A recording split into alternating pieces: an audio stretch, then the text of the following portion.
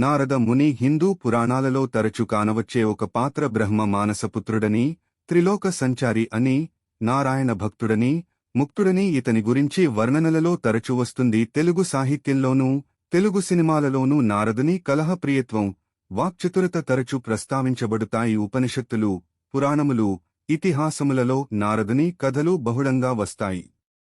ఎన్నో పురాణాలలో నారదుని పాత్ర కనిపిస్తుంది. అందులో ముఖ్యమైనవి: భాగవతం. ప్రథమ స్కంధంలో నారదుడు వేద వ్యాసునికి భాగవతం రచింపమని బోధిస్తాడు. ఈ సందర్భంలోనే నారదుడు తన పూర్వగాథను వ్యాసునకు వివరిస్తాడు. రామాయణం. బాలకాండలో నారదుడు వాల్మీకికి ఉత్తమ పురుషుడైన శ్రీరాముని గురించి చెప్పి రామాయణం వ్రాయమని, అది ఆచంద్రార్కం నిలిచి ఉంటుందని ఆనతిస్తాడు. అలా చెప్పిన భాగమే సంక్షిప్త రామాయణంగా చెప్పబడుతుంది. నారదుని పూర్వజన్మ వృత్తాంతం. మహాభాగవతం మొదటి స్కంధంలో వారదుడు తన గాథను స్వయంగా వేదవ్యాసునికి తెలిపాడు. తాను పూర్వజన్మ పుణ్య కారణంగా హరికథాగానం చేస్తూ ముల్లోకాలలో సంచరింపగలుగుతున్నానని చెప్పాడు.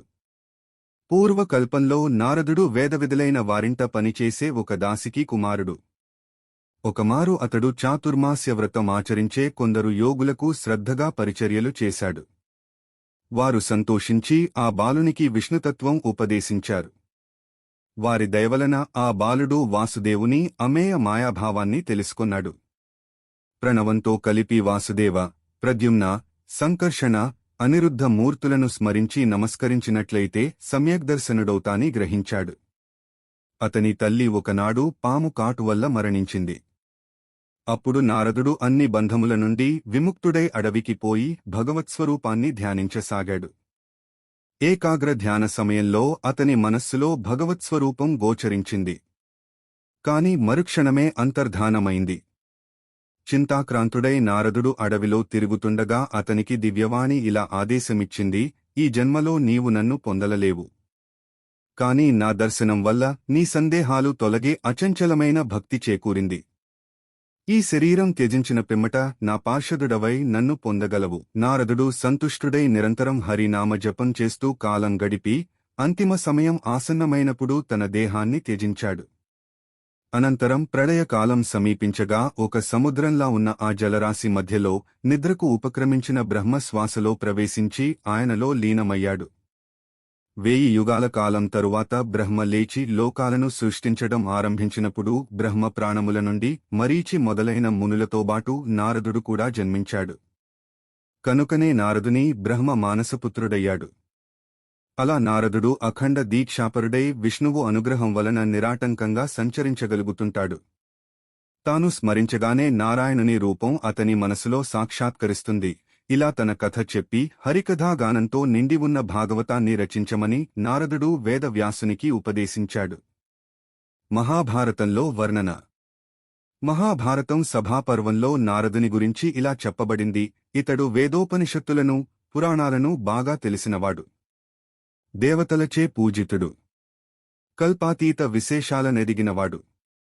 న్యాయధర్మ తత్వజ్ఞుడు. శిక్షాకల్ప వ్యాకరణాలు తెలిసిన వారిలో శ్రేష్ఠుడు. పరస్పర విరుద్ధములైన వివిధ విధి వాక్యాలను సమన్వయపరచగల నీతిజ్ఞుడు. గొప్ప వక్త, మేధావి. జ్ఞాని, కవి, మంచి చెడులను వేరు వేరుగా గుర్తించుటలో నిపుణుడు. ప్రమాణముల ద్వారా వస్తు తత్వమును నిర్ణయించుటలో శక్తిశాలి. న్యాయవాక్యముల గుణదోషముల నెదిగినవాడు. బృహస్పతి వంటి విద్వాంసుల సందేహములు కూడా తీర్చగల ప్రతిభాశాలి. ధర్మార్థకామ మోక్షముల యథార్థ తత్వమునెరిగినవాడు. సమస్త బ్రహ్మాండములయందునూ ముల్లోకములయందునూ జరుగు సంఘటనలను తన యోగబలముచే దర్శింపగలడు. సాంఖ్యయోగ విభాగములు తెలిసినవాడు. దేవదానవులకు వైరాగ్యమును ఉపదేశించుటలో చతురుడు. సంధి విగ్రహ తత్వములు తెలిసినవాడు. కర్వ్య, అకర్తవ్య విభాగము చేయగల దక్షుడు. రాజనీతికి సంబంధించిన 6 గుణములలో కుశలుడు. సకల శాస్త్ర ప్రవీణుడు. యుద్ధ విద్యా నిపుణుడు. సంగీత విశారదుడు. భగవద్భక్తుడు. విద్యాగుణనిధి. సదాచారములకు ఆధారమైనవాడు. లోకహితకారి. సర్వత్ర సంచరింపగలవాడు.